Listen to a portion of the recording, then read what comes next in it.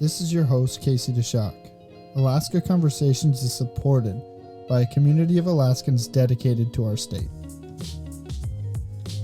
If you'd like to view more information about the show, you can find us at alaskaconversations.com. There you'll be able to find this podcast as well as our show archive. The website is another place to find information and data concerning the topics we discuss, events, upcoming guests, and more about Alaska Conversations. If you have a question, comment, topic recommendation, or a suggested guest, you can email contact@alaskaconversations.com.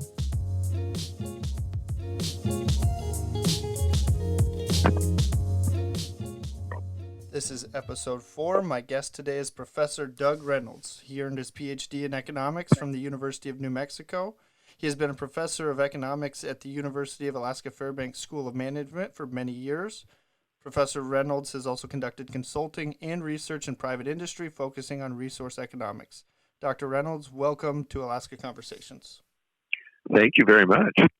Today we're talking broadly about resources in Alaska, but focusing primarily on oil. I'm going to take a second to set the stage, and so forgive me for a short monologue, but it is critical for me to make this statement. This podcast is in its infancy, and it is about Alaska issues. I was dissatisfied with the outlets available to really dig into Alaska issues, and I was waiting anxiously for somebody to take the reins. I decided why not me, and Alaska Conversations was born. If you enjoy the content, like our Facebook page, subscribe to our YouTube channel, and get involved in the conversation. This effort isn't about any particular podcast, guest, or topic. It is about the conversation. It is also important to be clear on the underlying goal of this podcast, which is to facilitate the discussion between opposing sides. When we think about issues, if our recommended solution seems absolutely obvious to us, and we cannot understand why it simply isn't done that way, we are probably wrong. It could also be the case that everything you or I think we know may be wrong. So, Professor Reynolds, thank you for coming in, or I guess I've got you on the phone, but thank you very much for participating in Alaska Conversations. So tell me a little bit about yourself, or let everybody know a little bit about Dr. Reynolds. Yeah, I'm been a professor at the University of Alaska Fairbanks now for over 20 years, and they are in the middle of cutting, so I have done some articles and so on as a private citizen, only as an option to try and create some consulting options.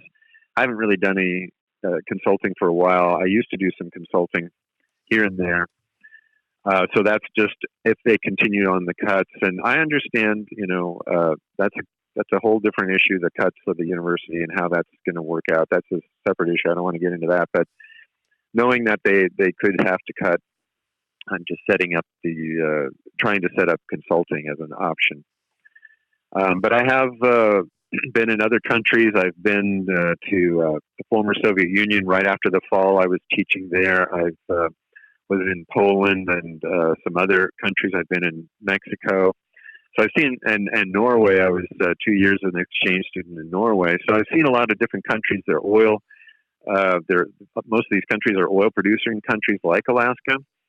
And, it's interesting to compare how Alaska works with how other countries have worked. Oh, I like how you put in there other producing countries. Maybe Alaska would be a good owned country. Some of our, at least in landmass value. But Alaska oil is quite a bit different than the other states. And I think that's primarily because of our ownership model and the land ownership, how royalties are distributed, how we acquire money. So oil in this state is something that enters into the category of everyone has an opinion on it. It affects everybody all the time. And like I said in the monologue, it's one of those where most people have some sort of simple solution. And if Alaska would just do it this way, we would usher in some sort of new utopia in Alaska, and everything would be great, and we would have all the services that we could ever need. So yeah. Go ahead. So I'd like to establish just a few things about oil. And this is for anybody who's tuning in that's going to listen that has an understanding of oil, but maybe the terms aren't right. So there's some terms that we're going to define before the conversation.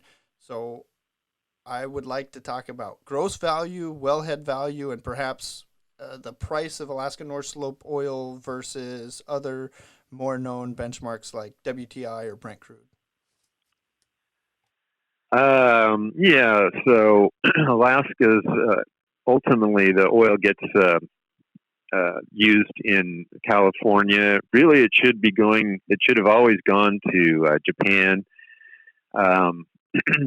because you get a slightly better value in Japan. But once they set it up in for California, it's basically kind of hard to change it over to Japan because they set up all these refineries for the type of crudes you get into California. So that's basically where it's being sold, and you get a little bit of a premium for it.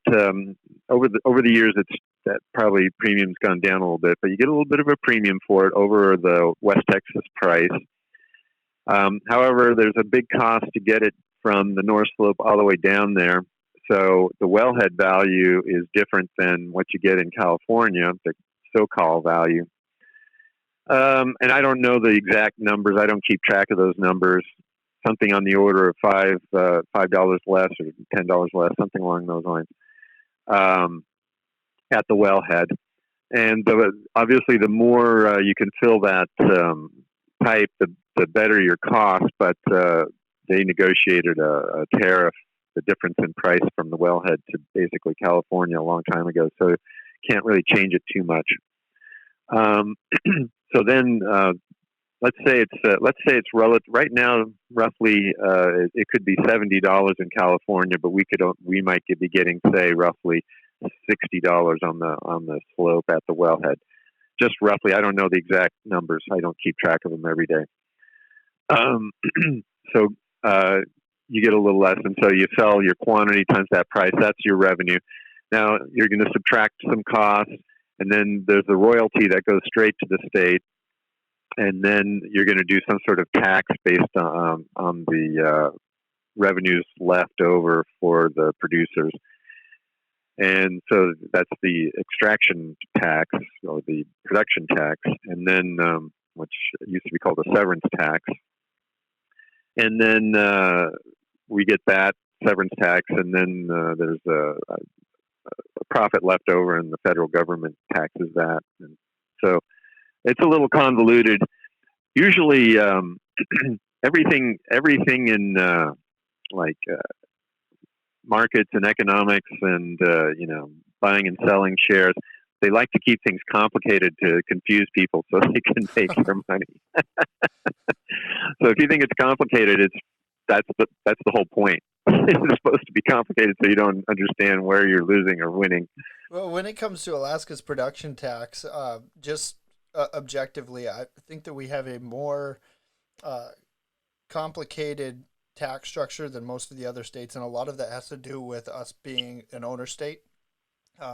First, the royalty share, we generally receive 12.5%, I believe, on state lands at least. Is that correct? So that royalty share, is that on par with industry average, or is it different? Or yeah, you do a royalty. You can do a royalty in Texas. The owner land will get some sort of royalty. Now that can be negotiated because it's a private owner, and that goes directly to the owner. Then there's taxes, state taxes, federal taxes, but they're more of a profits oriented. You could change it.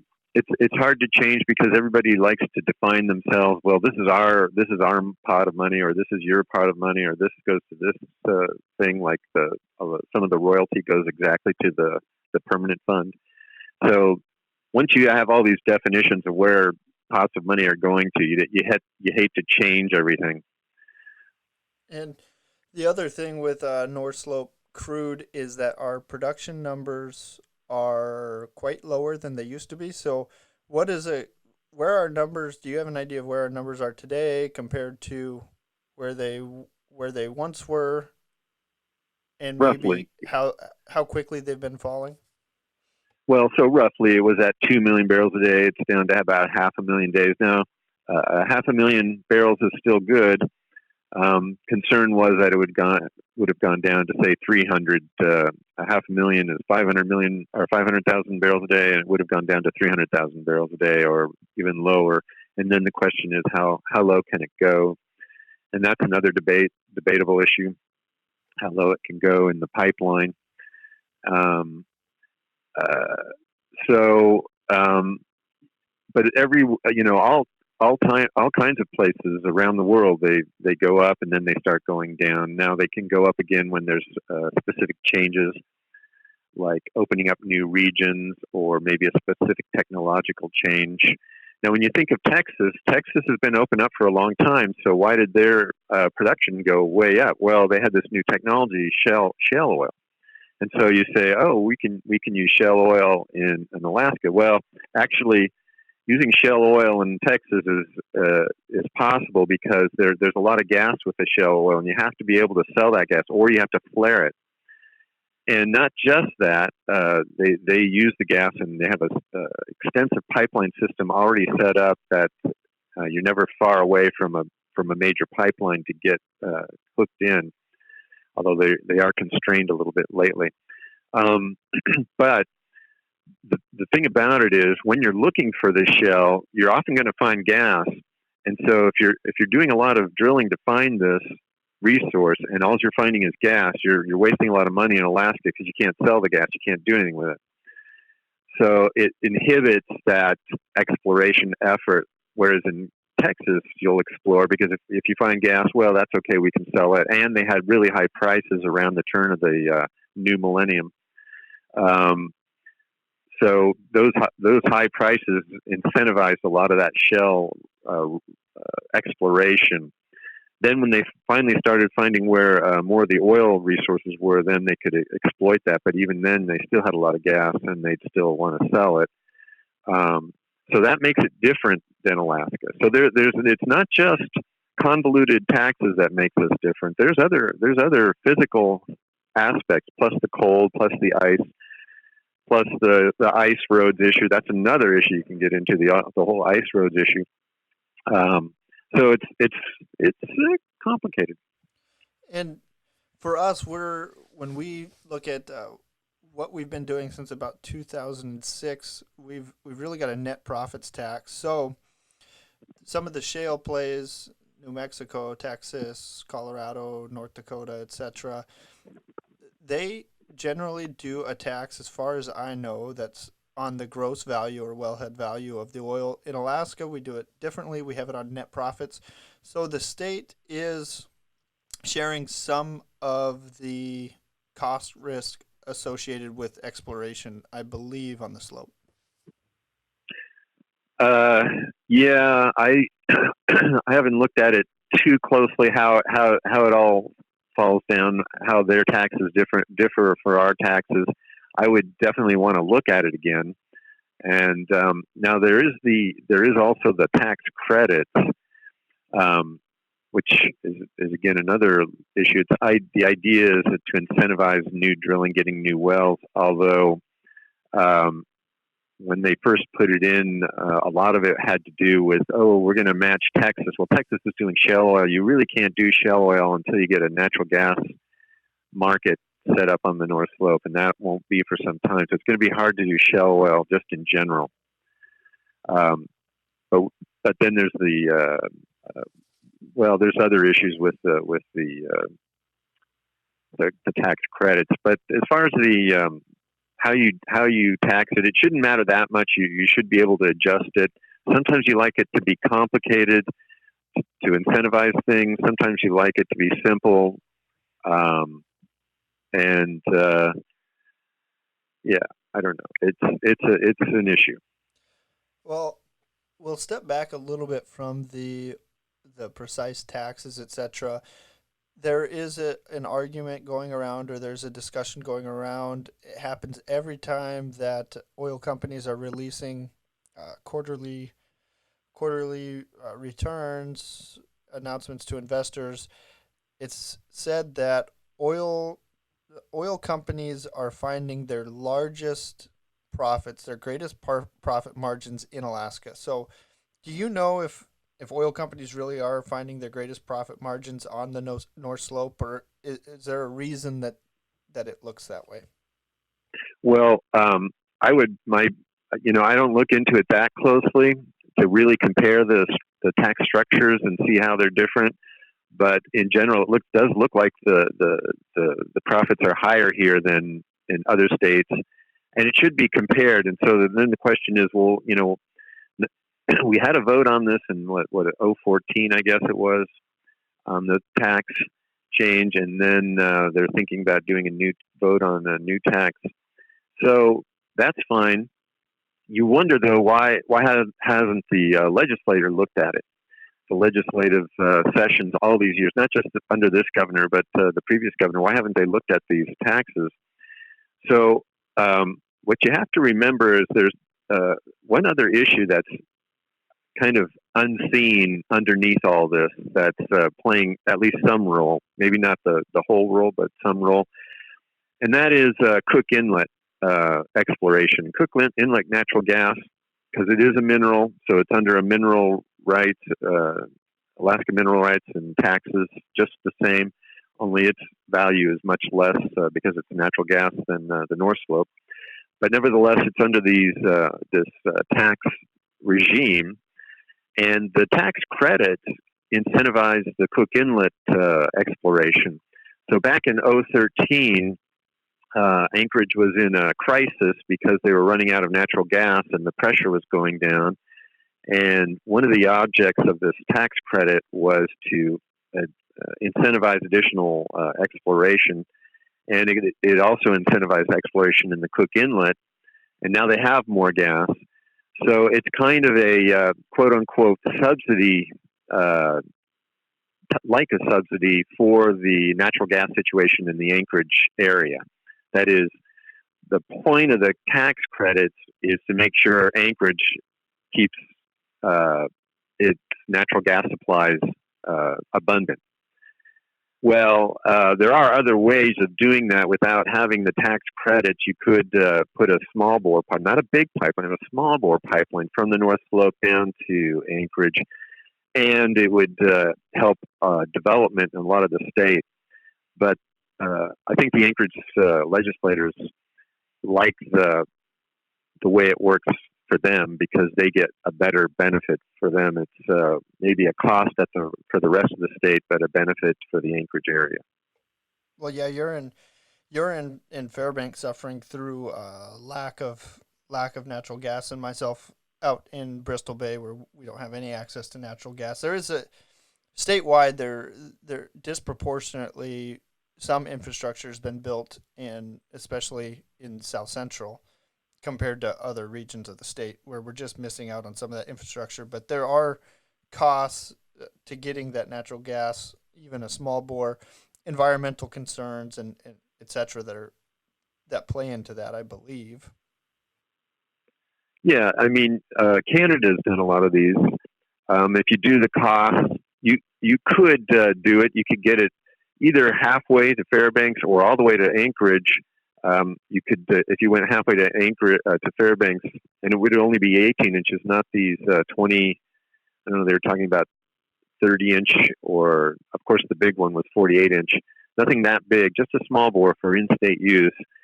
You can do it and get both propane and natural gas, so you get a lot more BTUs in each inch, and you could get halfway to Fairbanks and at least supply Fairbanks, and then if you needed more in Anchorage, you could finish the project to Anchorage. You would still want Cook Inlet exploration and production, and you'd still want to use coal. And I don't mind saying that you can use coal. I think using coal is okay. By the way, I have a coal boiler in my yard. I don't use it now, but I was using it. That way you get more diversity of the energy supplies.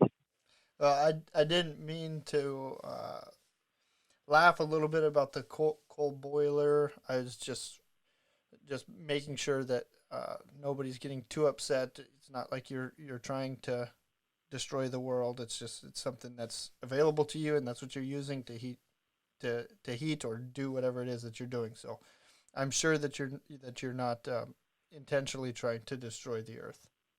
Well, it's a good thing to talk about. I just went to a conference, talked all about global warming. Now, if you've been to India, I've been to India, been to China, been to Mexico, and these developing areas where they need what they need is development, right? They're poor, they're uh, living hand to mouth, that kind of thing, and they need development, and they're using coal, and it's cheap, and it works really well. Now, we can maybe reduce our use of energy, non-renewable fossil fuels in Alaska, but it's so limited the amount that we would save.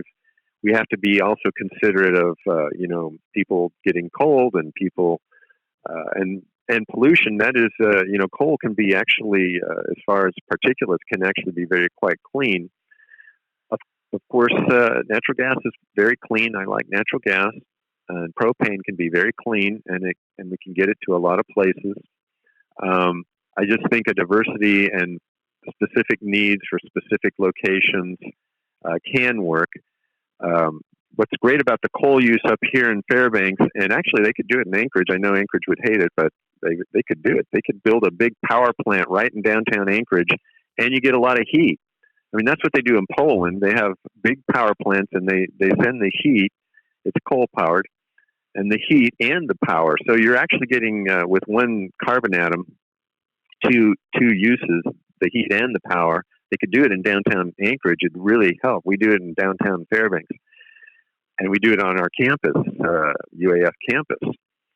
So I know it sounds really bad, and we're trying to save the world, but you have to be at least somewhat flexible in situations where it is cold and you do need heat. Well, I'm going to come back and talk a little bit about that here in just a second, but let me circle back to oil real quick. Something that I don't have an answer to. So Prudhoe Bay, we started producing oil, and we were producing 25% of the country's oil.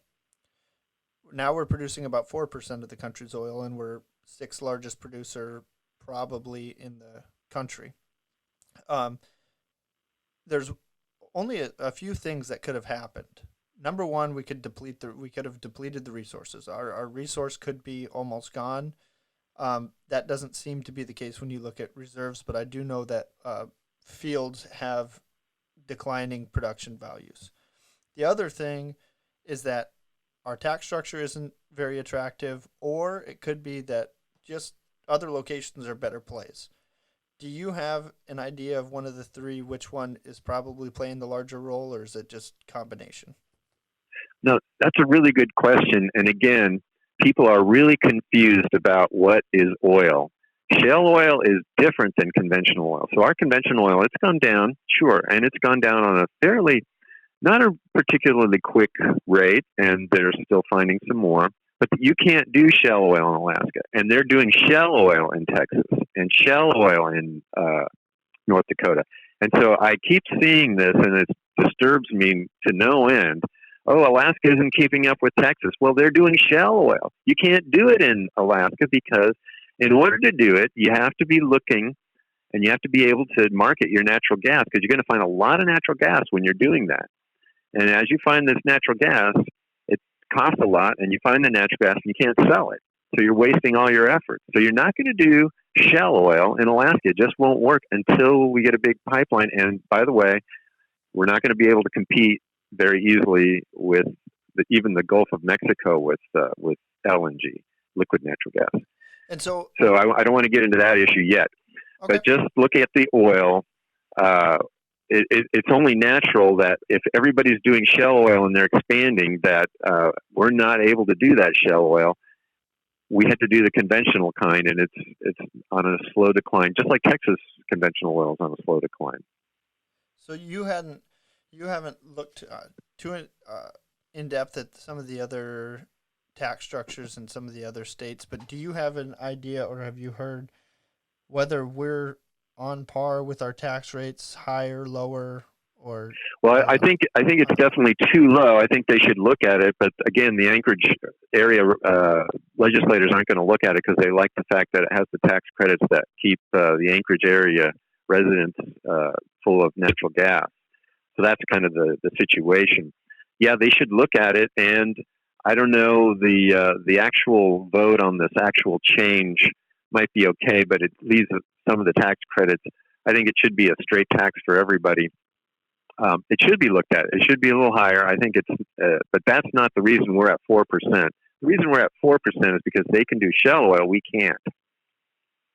and so when they're doing shale oil, really, as they are exploring, the natural gas is offsetting some of their costs of exploration, which is a huge cost to some of the oil companies, is what I understand a little bit there. Yeah, exactly. And so that would incentivize more drilling and more production. Second thing, Yeah, you yep, you have to remember the natural gas price in the lower 48 was really high from about '05 until '10, and so they just were desperate for natural gas, and they drilled and they started finding the shale gas, and they had pipelines in existence. So you just had to connect out to another pipeline, and you could start drilling. And even North Dakota, which was mostly oil, they weren't far from a natural gas pipeline. So if they had found natural gas there, they knew they could start sending it over to the pipeline that went from Alberta to Chicago. So that fact that they could incentivize the gas, and then eventually they found more where the oil was more to do with everything than whatever tax bracket they had. well, there's one thing. We're talking about some of the oil tax credits. We have a ballot initiative coming up that's going to put in front of the voters a decision. One of the things that, just for a clarification, when we're looking at oil tax credits, we're not paying the oil companies, I don't believe. What I understand is that those tax credits are offsetting the tax liability, so we can offset tax liabilities down to zero, but we don't go into the negative rates. But perhaps you have a different understanding. Well, that's true. What you're saying is technically true, but you can transfer that credit in terms of money for somebody to drill. So it's basically incentivized drilling, which is fine. But really, what they're incentivizing is a lot of drilling in Cook Inlet as well as the North Slope. And so I don't think you necessarily need those tax credits. All you need is a straight tax. You should look at it. You should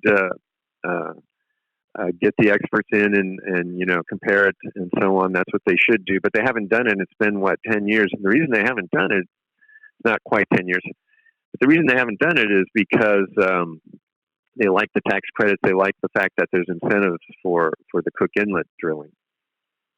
Yeah, that's a pretty big misunderstanding. Is that the tax incentives frequently are geared towards Cook Inlet, and we oftentimes forget about South Central legislators or individuals will call the Cook Inlet natural gas play, a Cook Inlet renaissance or something like that.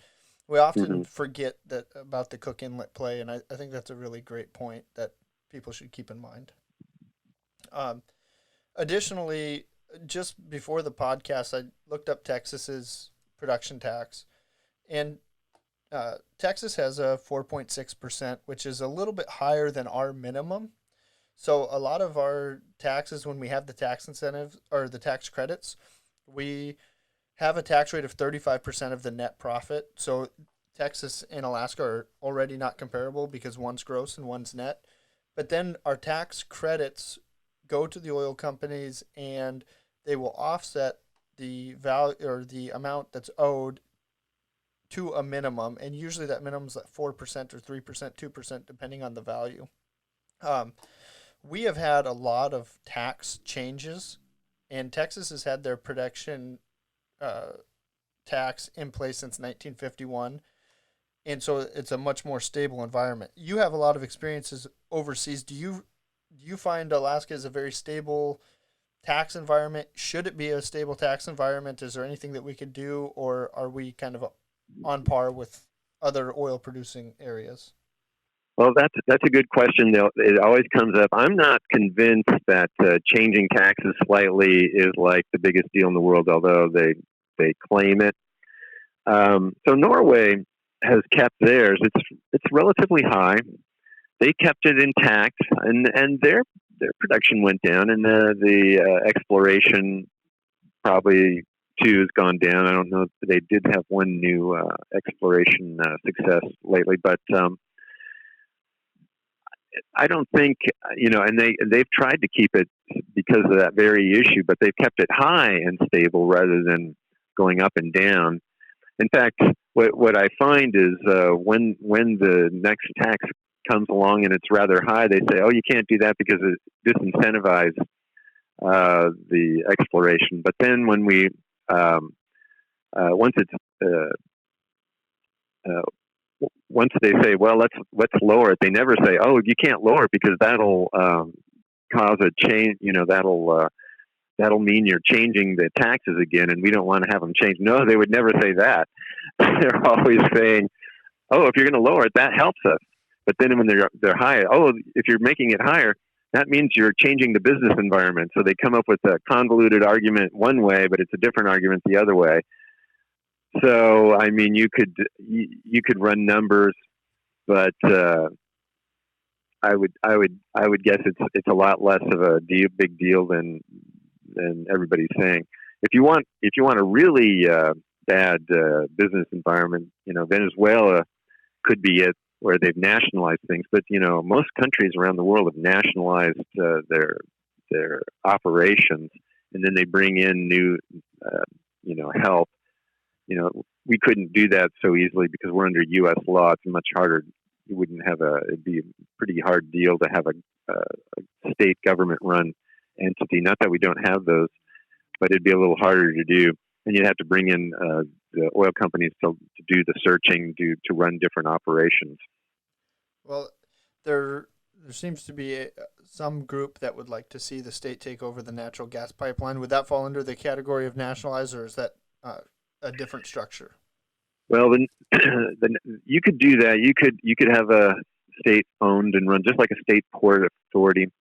Chances are any big natural gas pipeline, a big one that is, would lose money. A small one, it should do okay.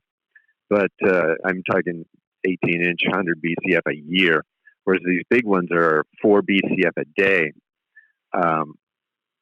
And the LNG project, you're competing with the world on that project. Now, you might be able to get a long-term contract from, say, Japan or even China. The way that the U.S. and China is going, you can't trust China. Not that they aren't trustworthy. It's just that because of all this infighting, you got to be careful with China. And then Japan, you could probably get a long-term contract, but it won't be full the whole time. That is, they have their seasons of high need and seasons of low need. So it's going to be hard to be cost competitive getting to Japan, even compared to the Gulf of Mexico. You can get around through the Panama Canal, although that's lately been hard to get through. If the Panama Canal is working, you can get through from the Gulf of Mexico to Japan cheaper than building a pipeline here and getting to Japan.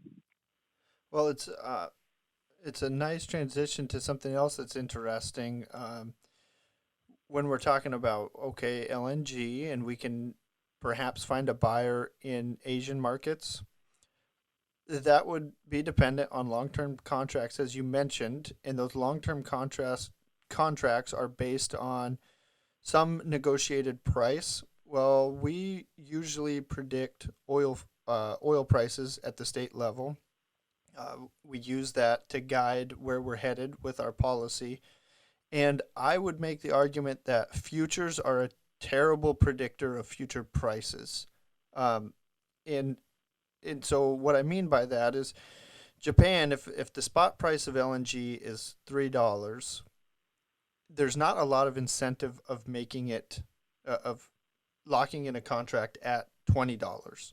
It doesn't, but that's not reflective of the price possibly going to $20. So today, there's very little incentive for somebody to write a futures contract at $80 or $90 a barrel, especially not at 110. But that is trying to predict a future price with current conditions, and there's just very little incentive to write those contracts to predict future oil prices. Does that make any sense, or am I Oh way yeah, off? yeah. No, most people aren't. There's some contracts out, say 5, 10 years, but there's very few contracts, and the only ones that do it are, I don't know, not just speculators. There's maybe a few refineries or airlines or something, but very few people are making those kinds of contracts. Now with LNG, it used to be you'd have 10, 20-year contracts, and Japan did it a lot because they wanted to make sure they had the supply, and it was hard to build these systems up. Now they're trying to make it more competitive. It's very it's very hard to get a long run contract for LNG at a higher price. LNG goes for what, say in the Gulf at $3 to $5 per MCF compared to, and that's, it's hard to compare natural gas to oil because they're at different price levels and different densities. But anyway, yeah, it's going to be a challenge to get a long run. You almost need a long run price contract in LNG to make anything work. Now in oil, nobody's doing that. They rarely do that, and you get surprised. I think we're in for a surprise. We probably could be in this surprise with the oil price in Alaska's favor, obviously, if it goes up. Correct. And so that's one of the things I like to keep in mind. I'm glad that you clarified some of that up for some of the industry. I would have found that to be the opposite between LNG and oil, but I'm glad that you clarified that a little bit. Now, the other thing that one of the sides will say as we move into more and more of the oil debate is that Alaska really needs to start preparing for a post-oil Alaska. And a couple of problems with that. Number one, I'm just wondering what you think a post-oil Alaska would maybe look like. But a second thing to keep in mind is that the state doesn't have a statewide sales tax. We don't have a statewide sales tax. And without either one of those two, it's very hard to have an industry grow and have it actually benefit the state. Yeah, there's a good article about that. There's some things to do in Alaska to develop economically, specifically mining. Now, I know it's controversial, but I like the miners. I think they do a good job. Sure, there's cases here and there that you could better regulate, but I think in general, the mining industry is a good one. Now, high tech is going to be hard to bring in, or factories, but any of these other industries that you try and bring in, and you don't have an oil base, or you have less and less of an oil base, even still have oil. If you add these industries, you add people, and then you add service. You need services and roads and maintenance and all this stuff, and you're still basing everything on an oil tax. I mean, that just doesn't work. Usually, you have at least some income tax. When there's more people, there's more income. When there's less people, there's less income. And so the income tax, or maybe a sales tax, or an value-added tax of some sort, will match the growth and decline of any other industry, so that you'll have the government resources to maintain everything, schools and all sorts of other things. And Alaska is a challenging location. We did get used to those oil taxes. A very challenging geographic location. And people want to be where they want to be. I understand that, but then these costs are much higher the more separated you are, especially in villages and certainly even in Fairbanks. But you kind of want to match all those costs and needs with at least some sort of different tax regimen.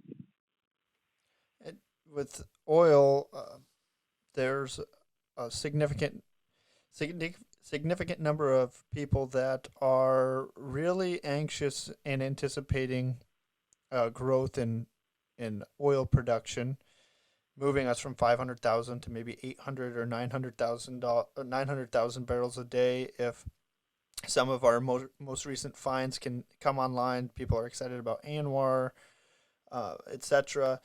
I take a little bit different view. I will be delightfully surprised if our oil production recovers. I'm not so sure that Alaska's in an environment anymore where it is attractive for companies to produce oil. Some of that is because of the shale, and some of that has to do with other companies. Um, Goldman Sachs wants to divest from developing oil here in the Seattle area. They want to completely ban natural gas inside of their community. Barclays wants retirement accounts to be divested from oil, and I believe that there's a few other large banks that finance these projects. And Alaska is not a very large producer anymore, so it is the opportunity cost of not investing in Alaska is not as large as it used to be. You're not really missing out on anything. Well, I agree. We're probably not going to be, another Saudi Arabia, but it might maintain the level might maintain, and we probably can keep the pipeline open, and the production, it might go up a little bit and then go down. And if it's on ANWR or the National Petroleum Reserve, that's federal land, so it's under federal. We get a little bit of money from it, but not as much as we get on the state land. So, I mean, yeah, you have to start preparing for less revenues on that side. Even if the production can stay steady or improve a little bit, you're getting less taxes from these other lands, and so yeah, I mean, we should start thinking now. What helped? When you think about the history of the U.S., what really helped create a powerful economy out of it all, and that's infrastructure. The railroads really in the 1800s were really big in just connecting the country, creating all kinds of opportunities for factories to get their goods and setting up factories and all this stuff. Well, I don't think we need any more roads or railroads in Alaska, but energy is really expensive, and people don't understand it. That you could bring a small bore pipeline and get it to Fairbanks, and you could get a lot more energy, and you could get a lot more development and mining development for the entire state. Now, that's not direct benefit to Anchorage, but it's indirect, and it starts building up the state, and you get other things. You have more room to expand outside of Anchorage. Anchorage is kind of penned in a little bit. So if you really want expansion, you really want to do some things, you need to get outside of Anchorage, and certainly Fairbanks has room, and there's the bases. But getting some energy that's cheap, that's, everybody says they want to, let's get a new industry and let's bring in some this or that. Well, how much is it going to cost, and how much is the energy going to cost? That's the thing. Yeah, the energy costs are going to be enormous. I would put some of our mining projects that would bring potential infrastructure, the Pebble Donlin corridor would probably bring in some infrastructure, at least for some of the villages in the lake region and throughout some of the YK Delta. However, I put some of these projects, not Donlin so much, but especially Pebble, I put that in the category of ANWR, where I just don't, even if we pass regulations and EIS goes through and all of these different things, I don't think that there is a national appetite for developing those types of projects. I think Pebble would be, I think a lot of the people that would be using the ore from Pebble would just refuse to receive it, and we'd continue to receive or they would continue to buy from Chile and other places. Well, yeah, you're right. Like the whole not developing ANWR thing. But there's other people with money, and they'll invest if they think if there's profit to be made, they'll invest. Gosh, I know they were talking about Dubai company coming up and doing this LNG over the pole. Now I don't think it'll work great, but they might try it and see if because there's still too much ice during the middle of the season. And I don't think they can break out very easily, but they were talking about LNG over the pole from Alaska, and Dubai was doing it. These companies from around the world, they'll come here, they'll develop it, So it's a question of regulatory rules, and I think you can make these things done cleanly and responsibly. But that's just my opinion. And I think there'll be financing, and I think you can get things done. The Alaska does have a relatively strict regulatory environment as far as how friendly we are to the environment per se.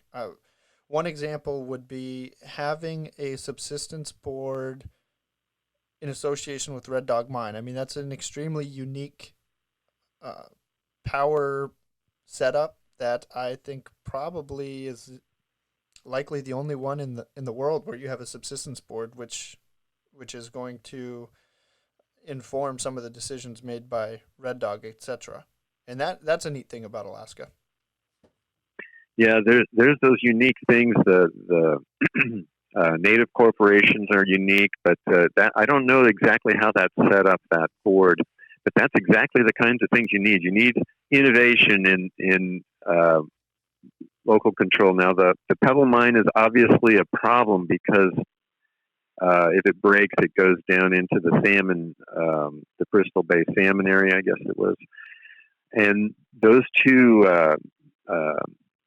they're two different boroughs actually. So one, and of course maybe different tribes, but they're different boroughs. So the borough that's going to get the brunt of everything going wrong is one borough, and then the borough that's going to get the brunt of everything goes right is in a different borough. So they can't cross fertilize each other very well. You'd almost like it to be one borough. That way, everybody in the borough it gets the advantage if it goes right, and everybody in the borough gets the disadvantage in terms of cost anyway. If everything goes wrong, I don't think it'll go wrong, but there's always that chance, just like Exxon Valdez.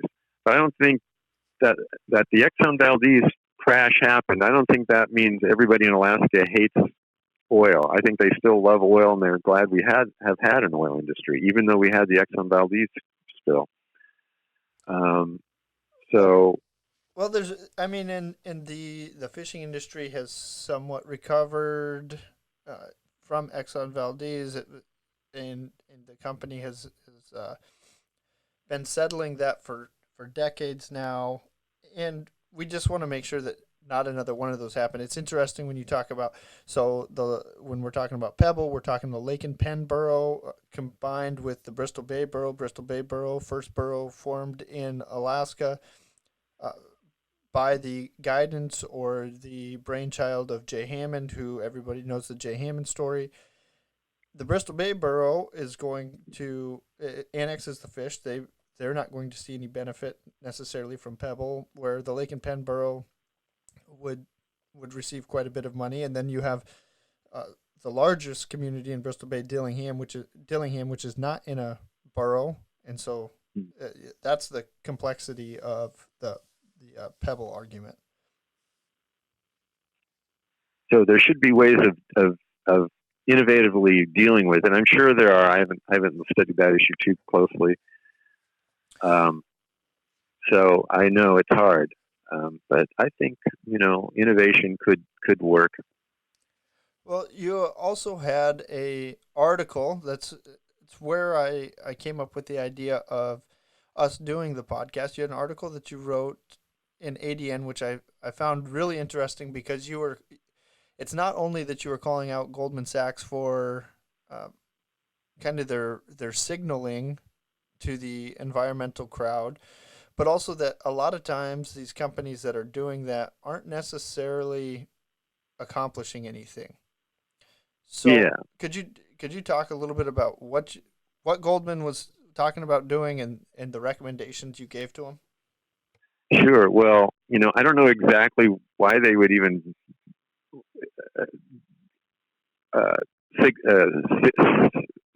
select Arctic oil as being anything worse than any other oil, or shale oil for that matter. But anyways, maybe it's because of the polar bears, or maybe it's the caribou.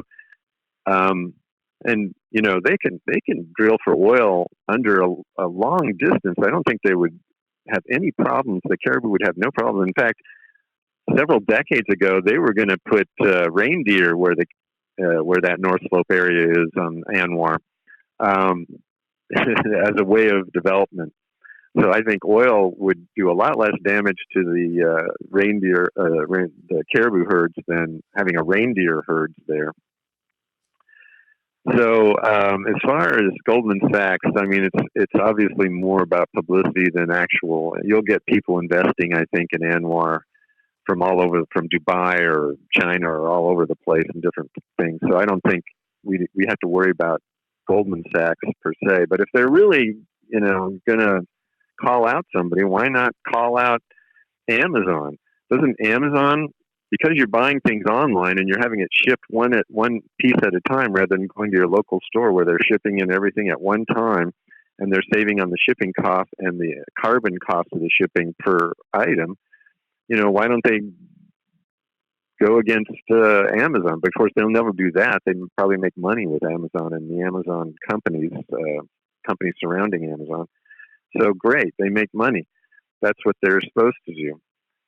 But if they're into the environmental movement, they should really look at specific issues that really could help. Now, I suggested they should locate to Fairbanks, Alaska, because they could take their corporate jets quickly and easy to Southeast Asia or Europe, whichever way they wanted to go. Probably shorter trips than where they're going from New York, and if they have to go in two different directions, and then they would benefit from the coal power that gives heat and power at the same time, and they could put all their computer servers on the North Slope and do their trading, their computerized trading that happens without a lot of input. And there might be a connection soon, or somewhat of a connection, all the way over the pole from Europe to Asia. And they could tie into that. So that was just an idea. Well, it's absolutely incredible with Amazon out here in Bristol Bay. Obviously, everything's flown or barged in, and Amazon Prime member, and Amazon, sometimes I can't get a notebook shipped to me if I want a notebook because it's unavailable. But I did get 4 tires for my pickup shipped to me free of charge. I don't know how they can possibly do that, but I got 4 tires delivered, no shipping charges whatsoever, right to my door. Unbelievable. That's amazing. So with our oil industry, one of the things that I would say is that our oil industry oftentimes seems to be understood by everybody, but everybody has a very simple solution for our oil industry. One thing that we should all be able to agree on is that we absolutely need oil right now, because I don't know what a diversified Alaska would look like. We've talked about some of the potentials, but there's nothing that's going to come in tomorrow and start diversifying our economy, I don't think. That's exactly right. I believe in the oil industry, and there's probably more options there, and especially offshore. And there will be natural gas. I mean, eventually we'll develop it. It might be 10, 20 years from now. It's always been, well, in 10 or 20 years we'll do it. I think eventually it'll be a factor. And then, Goldman Sachs isn't going to move to Fairbanks anytime soon, or even Anchorage. But you're right. So it's a hard transition. It always is. I was in Kazakhstan. They're having a hard time. They're very oil dependent, even though they have other industries. They have coal. But you just you slowly make changes as you can and keep the industry going as you can, and then some other things as it looks viable, set them up and do them. And it's a hard transition, no doubt about it. One area where I think I disagree, but there's no reason. This is just me disagreeing with you. I don't have any evidence for this, etc. Just my gut tells me that the more that we change the oil taxes, the more that the companies would think about leaving. You've made a great case for the reason why that might not be. And I started the monologue by saying that sometimes the things that we think we know, we don't actually know. And in this particular one, I don't think that we know exactly how an oil company is going to respond to a change in taxes.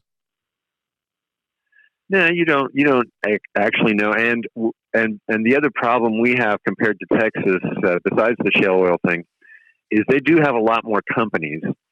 So, and it's a lot easier to start up there. Whereas on the North Slope, you have once in a while, you have a lot of small companies helping the big companies, and even Hillcorp comes up there. That'll be the big company then. The small service companies go in and help, but they're not the ones that are doing the overarching financing of any big project. Once in a while that happens with a small company. They'll finance and go for a new project. Then often what they do is they sell out because everything is centered on Prudhoe Bay and the conditioning plant and the oil conditioning plant there, and then getting into the pipeline. So you have to work with that conditioning plant before you can get it into the pipeline. So any new oil basically has to go in through Prudhoe Bay and get conditioned and so on. Otherwise, it's too costly to do it independently and get it just directly into the pipeline. So that means inevitably it's the two big players, whoever those players happen to be at the time, that are kind of running things. And when you have two players, you get a little less competition. So that is one aspect, and it's hard to change the fact that you'll have two big players. Exxon is a kind of a third player, but they really don't do that much with the Point Thompson, and they're not doing too much yet with it. They just sell into the normal Prudhoe Bay situation. Maybe they'll get to this gas over the pole thing going, but it does make it slightly different than Texas. So that's more of a concern than the taxes. I think they go with an even tax, and yeah, don't change it, but don't keep it at what it's at now. Okay. Well, when we're looking at Alaska in general, I think that it becomes the poster child for climate change. We have some great examples of communities that are being devastated by a changing climate, etc. And we're also a long ways away from markets, and so it becomes an easy target for companies to say, look, that is not very responsible development. We should be, and then focus their efforts in Oklahoma where things are cheaper, etc. So all of this is to say, do you see us being able to develop future resources responsibly in this state, or do we need to take a little bit different approach to how we develop things? Well, there's two issues, obviously. Are you going to have carbon at all? And you really, it's going to be a big, hard changeover to get away from any kind of carbon. It's really going to be much harder than people are expecting. And by the way, electric cars up in the cold are really hard to use. The cold affects the electric batteries more than other places. Now, maybe some of the newer batteries they don't, but so being responsible in the sense of carbon, I think we are responsible in the sense of any other pollutant and any other problems and wildlife issues. I think we're very responsible. As far as carbon's concerned, I don't think anybody's responsible. And you know, you go to New York and you see everybody driving around, or you go to these LA and they're still driving around, and they say, well, we don't want to drive as much. Well, they're driving. And, you know, so whether we're driving it to our little mine to get some gold doesn't mean we're destroying the earth any more than if you're driving to your IT job in San Francisco, you're destroying the earth. So you could just as equally say that the Silicon Valley is irresponsible as you could say as Alaska is irresponsible. But I think we are responsible, and we do it, responsibly with wildlife, with other pollutants. Carbon's a big issue. It's going to be hard to change. And by the way, I know on the North Slope, I've been to Barrow, and I can't say it, Upyavik. Yeah. They are getting washed in, and they have to put berms up to stop the storms that are bigger now. So they might have to move, or they might have to put bigger berms or dikes or something, or levees around it to keep the water from coming in, or they could move it more inland. It's going to be expensive. They could do it slowly over time. But yeah, I think a lot of Alaskan native, especially coastal areas, but other places too, will have to change, and that's expensive. But we're not causing that. I mean, if you've ever been to India, or you've ever been to, South America or these other places, they're using coal because they have to develop. So I don't think it's going to stop anytime soon. Oh, and we still have most of the continent of Africa that is, especially those without access to the coastline, which is relatively undeveloped, and they're not going to be able to skip a step. They're going to have to continue to use carbon-based energy in order to develop. Even with all of the donations in the world, the infrastructure, you can't leap the infrastructure. I noticed that. I spent time in Afghanistan, and I think Alaska has some of this going on too, where Alaska's basically been around after the advent of the airplane, as far as large scale development, where we started more people moving in, more migration into Alaska. And right. So we didn't develop the same infrastructure as would have happened somewhere else. We were we were not a state when the Interstate Compact law passed Congress, and so we didn't get the same calculation as the rest of the lower 48 did.